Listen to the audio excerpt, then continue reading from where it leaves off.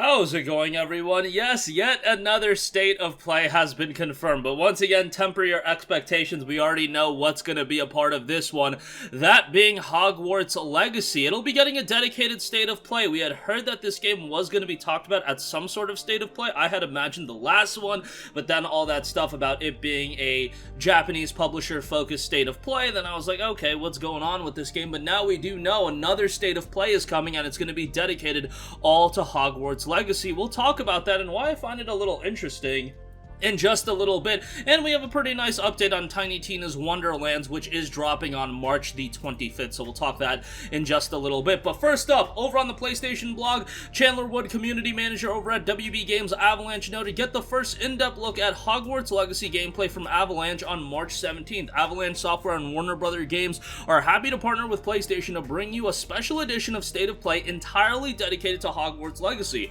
The broadcast will begin this Thursday, March 17th at 2 p.m. Pacific Time, 5 p.m. Eastern, 10 p.m. CET. Since we first revealed Hogwarts Legacy, the trailer has been viewed over 28 million times on the PlayStation YouTube channel. We promise to share more this year, and we're finally ready to deliver on that promise. The show will run for about 20 minutes, featuring over 14 minutes of Hogwarts Legacy gameplay captured on PlayStation 5 and concluding with some insight from a few members of the team at Avalanche Software who are bringing the wizarding world to life. It's coming this Thursday for this Hogwarts Legacy State of Play, 2 p.m. Pacific Time, that's 5 p.m. Eastern, so there we go, another state of play, this one just dedicated to this game, but I know this is a game a lot of people are super stoked about, so I think people are going to get excited about this. I'd imagine that we were going to see a good chunk of this game a part of a bigger state of play, but it getting its own state of play I find rather interesting. It does seem like Sony and Warner Brothers have a partnership for this game going on. It's not an exclusive, it's not a console exclusive or anything like that, but who knows what's gonna happen if it's gonna be a part of Spartacus, if that comes to fruition. I don't know. I mean, that would be a massive coup for Sony if they could get this a part of a potential subscription service.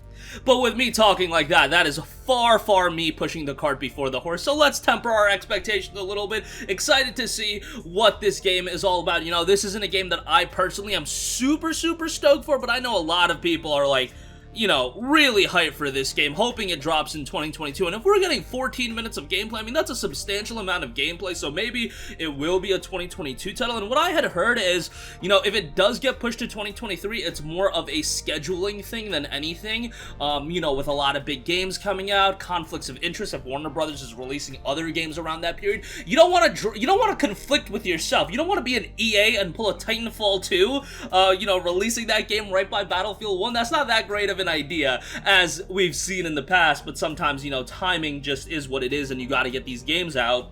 But hopefully in the case of Hogwarts Legacy, it is progressing nicely, and we'll see a significant amount of gameplay for the first time come this Thursday. 14 minutes of gameplay, so that should be a sizable look at the game. Alright, moving on from that, I do also want to note, Randy Pitchford over on Twitter noted, Tiny Tina's Wonderlands will ship on March 25th with full crossplay for all platforms at launch, including PlayStation. Incredible work from the engineers at Gearbox Software, with thanks to our partners at 2K Games and first parties, including Sony, for working together on this. Now, this is a game that, you know, past this prologue, we saw how quickly Borderlands 3 got discounted, so I'm on the fence about recommending it to people, you know, pre-ordering it. I mean, you know, there's always a idea of never pre-order games, but even buying it day one, depending on what the reviews are, this is a game I could easily see go on sale in the future. And remember, this is being a little bit underlooked. This is a $70 game on PlayStation 5. They're kind of being a little sneaky about it, calling it the Next Level Edition,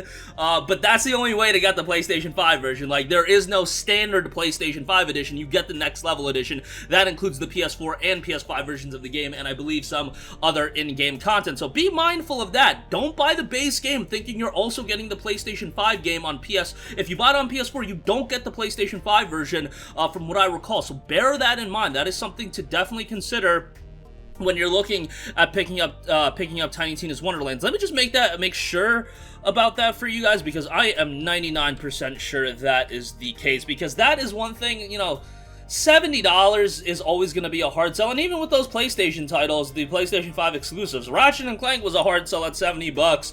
Horizon was a little bit easier of a sell given how much content you get, but still, it's always going to be a little bit of a hard sell. But I do have to say, I really like the setting of this game. I like the more fantasy setting that it's got going on. Visually, it looks nice. I mean, I always dug Borderlands from a visual standpoint. And yeah, Tiny Tina's Wonderlands, PlayStation 4 is $60, and then there's only the Next Level edition that you can buy on the PlayStation 5. I'm literally looking at GameStop.com right now, and that is $70. So definitely something to consider, you know. Some people are okay with dropping $70 a game, but I know that's becoming more and more of something of a barrier for some of you guys to buy these new releases, and I can definitely understand that. Like $70 plus tax, you're talking about, you know, getting close to $75, $77 in some regions, so that's just a little bit of a hard sell. I know some people in different regions are like, bro, you're complaining about spending $70 on a game? Look at how much we spend on a game. Yeah, I get it, but just here in North America, $70 is a tough pill to swallow. And if I didn't have this channel, there's a chance that I'd be skipping on a lot of games. I mean, GT5 for $70, that was a hard sell as well, but that game's great. So, you know, at the very least, we're getting crossplay on the game. That is a very nice addition. Would like to see the majority of games drop with crossplay at launch. But that's going to do it for me. I got another State of Play coming this Thursday, March the 17th. Be on the lookout for that. And Tiny Tina's Wonderlands will ship on March 25th with full crossplay for all platforms, including PlayStation. Super stoked about that. Let me know all your thoughts in the comment section down below. Sound off there. Thank you for watching, and goodbye.